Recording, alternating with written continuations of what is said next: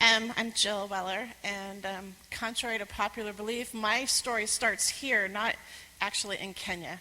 So I was actually sitting in the audience on Mission Sunday. I always sit in the back, my usual spot, and I had to listen to Ray talk about missions, and he said after church they're going to have a sign-up for the Kenya trip.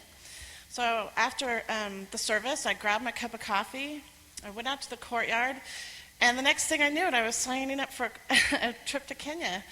And I had no idea what was in store for me, and I had no idea that one Mission Sunday would completely change my life. I really didn't know what to expect from my first mission trip. I was excited about it, but I was just completely in the dark. Our team started off by heading north to the Rift Valley, where our mission work was going to happen for 2 weeks at an orphanage. And I sat down on a bus next to a young missionary from Tanzania and struck up a conversation with her. And it was through talking to her about her experience, I felt the Holy Spirit speak to me. And I felt the Holy Spirit was calling me to Kenya. And he told me to give up everything I owned and trust in him. And it was a very emotional, life-changing moment. And it really wasn't until later that day when I understood the impact of what had just happened. We arrived at the children's home that afternoon, and I began to experience the overwhelming love from the children of Chapema. Their smiling faces, just like the ones you see up here, greeted us and made us feel so welcomed. I couldn't comprehend the magnitude of love the children had exuded toward us strangers. My first friend I met was Jennifer, and at the time she was about 14 and in the 5th grade.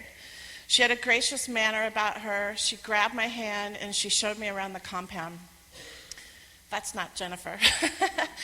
That's a 6-year-old. Anyway, so she showed me her dorm where she slept. She showed me the classrooms where she went to school. She showed me her desk and showed me the dining hall. And she stroked my skin like she'd just never seen a white person before. She looked in my ears.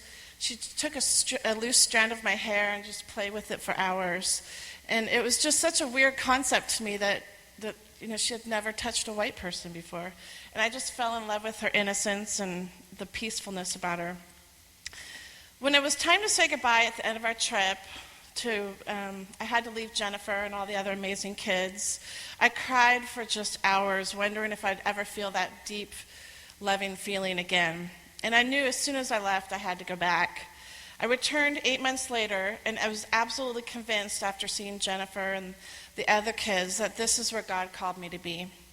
I wasn't sure why, but I just knew this was the place. My problem was I was still stuck on, I was just so afraid to give up my entire existence here and uproot myself and move to Kenya. And I just couldn't imagine putting that much trust in the Lord. I wavered for a couple months until I received an email from the pastor in Kenya. And it was just like a light switch went off in my head, and I just decided, that's it, I'm going for it. So I got my life in order, I paid off my debts, I raised money for support, I gave all my belongings away, and I quit my job. And to tell you the truth, people would ask me, what are you going to do at this orphanage in Kenya? And I said, I really don't know, but God has called me there. And I didn't realize until after being there for a few months exactly how much the children there needed me. This boy named Jeff, last July, asked me, he's like, do you really want to know what's going on here? And I said, well, of course I want to know.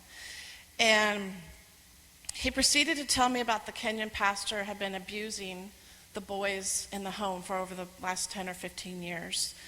And it was a very sobering moment for me, and I just kind of sighed and was really quiet. And I couldn't believe who on earth would hurt these beautiful children. They are just so full of love and humility. And it was at that moment that I realized this is why I'm really here. This is why God called me here. This is God's purpose for me, to help these orphans out of an unimaginable situation. So since that time, the pastor has been relieved of his duties. We removed the children from the home. We created a new a board.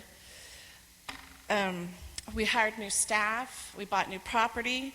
And now we are currently building new dormitories, which I'm really excited about. The resale shops here, which has been very supportive of me and Kenya, and they actually had a special sale for the children. And all the proceeds from their new splash store are going to build new dormitories. So I'm very excited about that.